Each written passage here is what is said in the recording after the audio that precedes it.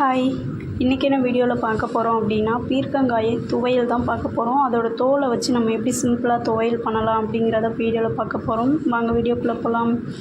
This video sponsored by genreviews.online. genreviews.online is one of the review portal site. துவையல் செய்ய தேவையான பொருள்: கொஞ்சம் கொத்தமல்லி, கொஞ்சமாக கருவேப்பிலை, 4 பல் பூண்டு, கொஞ்சமாக காஞ்ச மிளகாய், ஒரு துண்டு புளி. ஸோ இதை வச்சு நம்ம எப்படி சிம்பிளாக பண்ணலாம் அப்படிங்கிறத பார்க்கலாம். இது வந்துட்டு ஒரு லாங் சைஸ் பீர்க்கங்காயோட தோல் மட்டும் நான் சீவி எடுத்து கழுவி தண்ணி வடிகட்டி வச்சுருக்கேன். ஸோ நீங்களும் அந்த மாதிரி எடுத்துக்கோங்க.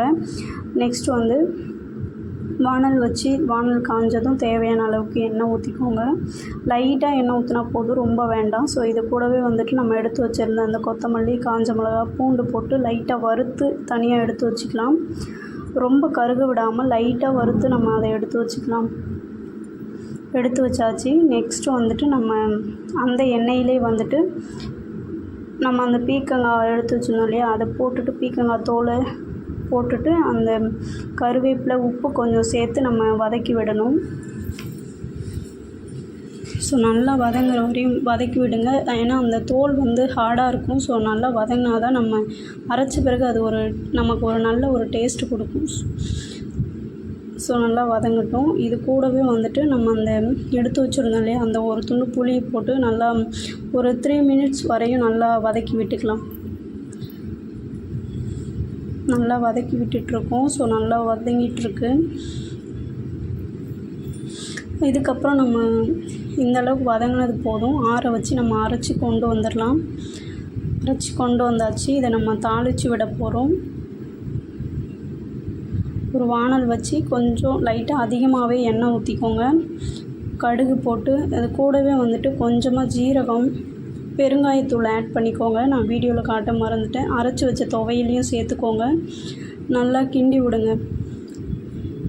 இது நான் ஜார் கழுவி ஊற்றின தண்ணி. ஸோ மூடி வச்சு நல்லா வந்துட்டு ஒரு 3 மினிட்ஸ் போல் சிம்மில் வச்சு நல்லா கொதிக்க விடுங்க. நல்லா திக்காக வரும், எண்ணெய்லாம் பிரிஞ்சு வரும். ஸோ அதை வரையும் வெயிட் பண்ணுங்கள்.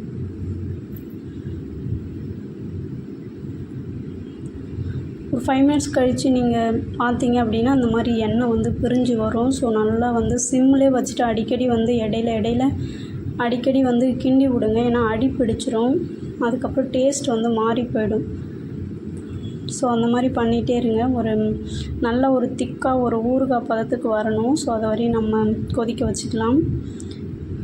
ஓகே, போதும் இந்த அளவுக்கு. ஸோ சூடான சுவையான பீர்க்கங்காய் தோல் துவையல் வந்து ரெடி ஆயிடுச்சு. இது சிம்பிளாக தான் இருக்கும். நான் சொன்ன மெத்தடில் செஞ்சு பாருங்கள், ரொம்ப டேஸ்ட்டாக இருக்கும். இந்த வீடியோ பிடிச்சிருந்தால் லைக் பண்ணுங்கள், கமெண்ட் பண்ணுங்கள், ஷேர் பண்ணுங்கள் அண்ட் சப்ஸ்கிரைப் பண்ணுங்கள்.